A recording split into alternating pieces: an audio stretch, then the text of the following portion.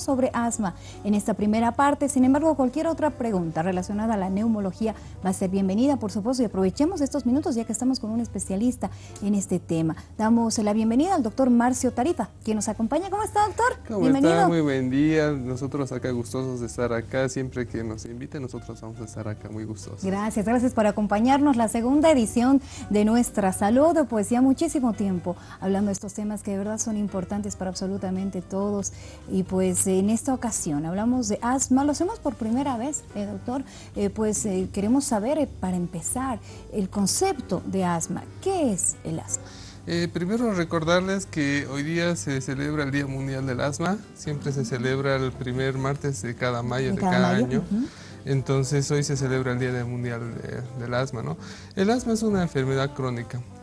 Hay una inflamación crónica de las vías respiratorias, la cual produce una limitación al flujo expiratorio y la cual produce síntomas como la agitación, el silbido que algunos pacientes escuchan en el pecho, la opresión torácica y la tos.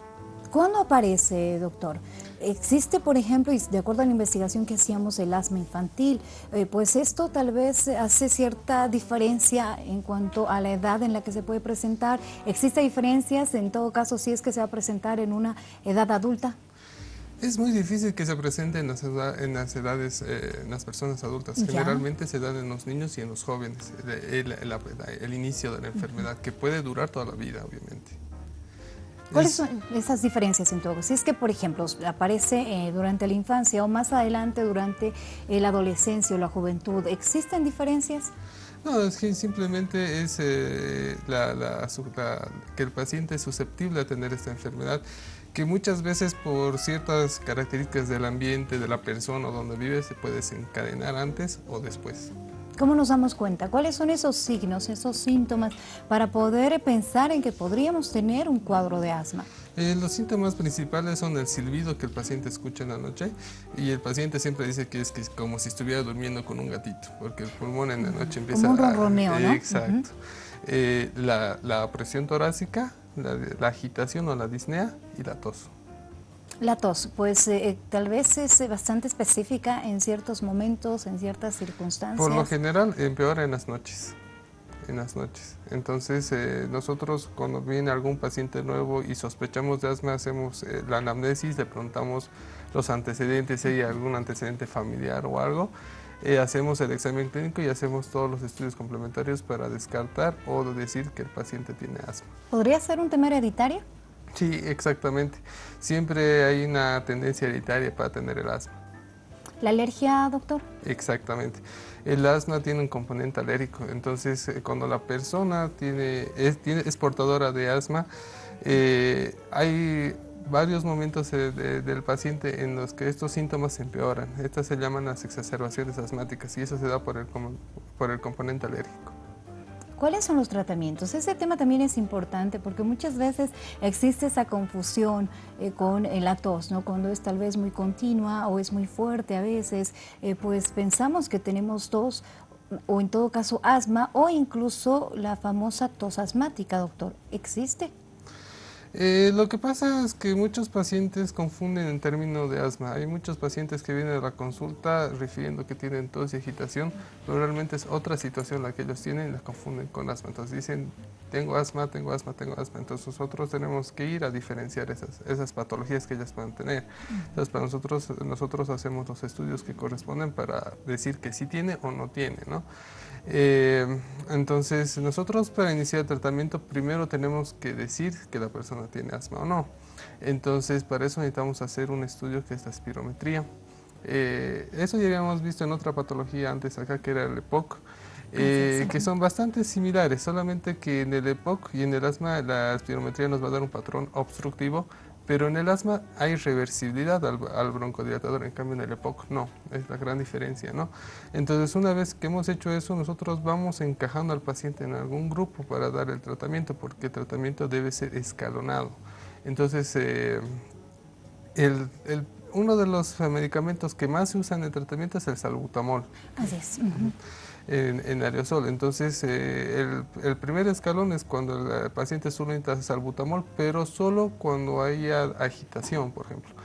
Pero cuando la persona con ese tratamiento no hay mejoría, entonces nosotros vamos subiendo con otros medicamentos más. Una llamada, estamos junto a Luisa, quien se comunica con nosotros desde Sucre. ¿Cómo está? Bienvenida.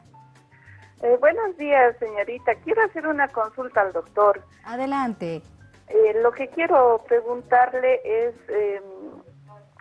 sobre la situación de mi mamá. Ella cocinó durante muchos años, prácticamente toda su vida, con leña. Y aquí el doctor nos dijo que, bueno, los pulmones ya están muy dañados. Y quisiera, por favor, el doctor me explique si podría existir la posibilidad de un tratamiento o es que ya es irreversible todo lo ocasionado por el humo de la leña. Muchísimas gracias, felicidades y siga adelante, señorita. Muchísimas gracias, querida Luisa, gracias por comunicarse. A todos nuestros hermanos también en Sucre, pues un fuerte abrazo, gracias por seguir el programa. Doctor. Viendo el caso de la señora y el de su mamá y teniendo el factor de riesgo importante que ha sido cocinar por muchos años con leña, el cual el humo de la leña entra a los pulmones, es susceptible de tener una enfermedad que es el EPOC, que ya lo habíamos visto en un programa anterior. Entonces seguramente el médico que lo ha visto allá en Sucre ya lo ha catalogado como un EPOC. Seguramente habría que hacer una revisión a la señora para ver realmente si es y pedir estudios. El estudio que se solicitaría en este caso sería una espirometría para ver si es que tiene el EPOC y en qué grado está, y se debe instaurar el tratamiento rápidamente. Lo que pasa también es que todas las enfermedades crónicas de los pulmones hacen que el corazón trabaje de una manera mayor, que tenga que trabajar más, y entonces puede causar un grado de hipertensión pulmonar, y en ese caso ya el tratamiento tiene que ser conjuntamente con el cardiólogo y con el neumólogo. Entonces habría que ver en qué estado está, iniciar el tratamiento seguramente con broncodilatadores y ver si realmente todavía hay o no hay hipertensión pulmonar que lleva a un cor pulmonar crónico, ¿no? Doctor, nos habíamos quedado en la parte de los factores de riesgo. Claro, sí, hay que diferenciar los factores de riesgo del que la persona pueda tener asma y uno que pueda desencadenar el asma. Entonces, para que la persona pueda desarrollar el asma, tenemos que ver factores como si es que ha nacido prematuro, si es que ha habido lactancia materna exclusiva, si es que la mamá ha fumado durante el embarazo, si es que la mamá ha usado algunos medicamentos durante el embarazo y evidentemente el medio ambiente, ¿no?, en el que se ha suscitado todo eso. Y si la persona tiene asma, ya tiene diagnóstico de asma, hay que ver qué factores pueden desencadenar el asma. Ahí vienen algunos medicamentos como los analgésicos principalmente, que son los más comunes que compramos en cualquier parte. Entonces el paciente asmático le duele la cabeza, se va a la tienda, se compra diclofenaco y se empieza a tomar y listo. Ya empieza a aparecer los síntomas del asma o una exacerbación asmática. Bien, tenemos consultas, vamos a dar lectura a continuación. Buen día, felicidades por el programa. Quisiera saber si es que el asma infantil y la obesidad están relacionadas. Por favor, nos dice gracias por su consulta, doctor. Sí, la obesidad como tal es un factor de riesgo para que la persona pueda tener asma. Entonces, se ha visto que las personas que entre más obesas son tienen mayor predisposición a tener asma. Perfecto, vamos a dar lectura a la próxima consulta. ¿El asma es contagiosa? Nos dice, quisiera saber, por favor, si es que se puede contagiar como un resfrío, nos comenta, o como alguna tos. Muchísimas gracias por realizar su consulta. No es una enfermedad contagiosa, no es que una persona que tenga asma vaya a contagiar a otra persona. No es viral, asma. ¿no? Evidentemente las infecciones virales a una persona asmática le pueden producir o desencadenar un ataque asmático. Pero de que se contagia, no es contagiosa el asma. Perfecto, ahí está entonces la respuesta para nuestro querido amigo o amiga y gracias por escribirnos. Próxima pregunta. Buenos días, una consulta al doctor nos dice, ¿el clima puede influenciar en el nivel de asma? De ser así, ¿qué tipo de clima es más favorable? Nos dice, para una recuperación. Muchísimas gracias por su pregunta. Sí, evidentemente el medio ambiente es uno de los factores que no se pueden cambiar muy fácilmente para las personas asmáticas, ¿no? Generalmente el clima húmedo es donde las personas tienden a tener más ataques de asma. Entonces la idea es tratar de cambiar a un lugar donde el paciente pueda estar tranquilo. Pero eso varía de persona a persona. Por ejemplo, tenía una niña que estaba en colegio que tiene asma bronquial, que vivía en Yacuiba, pero en Yacuiba sus ataques eran pues bastante constantes. Entonces se vino aquí a La Paz a vivir con sus papás por motivos de trabajo y acá está súper bien. Entonces eso varía también de persona a persona. Bien, siguiente consulta. Buenos días, quisiera saber si es que el asma tiene cura. Es una enfermedad crónica. Entonces lo que hacemos nosotros es con el tratamiento que les damos es que la persona pueda estar tranquila, no tenga ataques de asma frecuentes y que pueda hacer una actividad física normal, que es lo que más les importa a ellos y a nosotros también.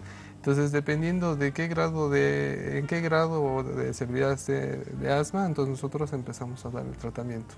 Siguiente consulta. Buenos días. Quisiera saber si es que los inhaladores que son aplicados mientras un niño duerme, nos dice, son menos efectivos. ¿Existen estos también, doctor? Por lo general los que se usan son el salbutamol, el salmeterol más fluticasona y otros medicamentos como el ipatropio. Entonces va dependiendo de la persona cómo la vaya mejorando la salud de la persona.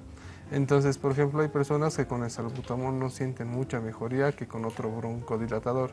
Ahora hay personas que no necesitan broncodilatador para estar bien, si a veces solo necesitan glucocorticoides inhalados para estar mejor. Entonces eso varía de persona a persona.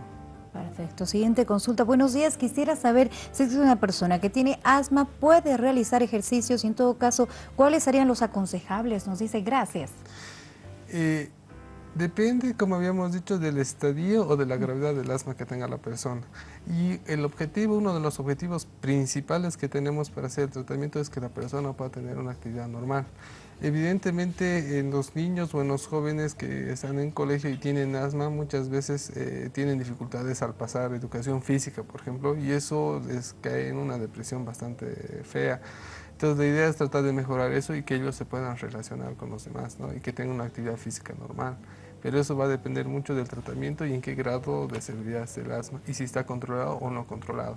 Antes de dar lectura a la próxima pregunta, ¿una persona puede padecer crisis asmáticas? Sí, estas son las exacerbaciones asmáticas. Como habíamos dicho, la persona que tiene ya el asma bronquial, ahí va a haber momentos en que va a empeorar los síntomas, va a haber mucha agitación, inclusive que puede ser mortal. Entonces, por la gran obstrucción que hay en la vía aérea, ¿no? Entonces, en esas exacerbaciones el paciente debe usar, en este caso, el salbutamol, que es el medicamento de rescate en estos pacientes, y inmediatamente irse a un hospital o un centro de salud, donde le van a dar otros medicamentos para tratar de restablecer la respiración. Justamente eso nos preguntan, ¿cómo puedo relajarme? Nos dicen, ante una crisis asmática. No, las personas que son asmáticas tienen que estar con el salbutamol en todas partes. Evidentemente no es un medicamento que se la debe usar de manera frecuente, pero sí, cuando hay un ataque de asma, el medicamento de elección es el salbutamol y la dosis del salbutamol son 3 disparos cada 10 minutos por media hora, hasta que la respiración pueda volver a instalarse, pero inmediatamente ir al hospital para ver qué otros medicamentos se le puedan, incluso internarse y darle corticoides sistémicos, otros broncodilatadores y todo eso. Doctor, antes de cerrar con esta entrevista, con este diálogo en nuestra salud, las recomendaciones son importantes para nuestros amigos en sus hogares, esto para no cometer el error de confundir una tos con un asma o viceversa, o pues tal vez no prestarle la atención debida a los signos y síntomas de los que hemos hablado. Como les había dicho, la tos es un síntoma cardinal para muchas enfermedades crónicas que puede ser asma, el EPOC, la tuberculosis, la fibrosis pulmonar.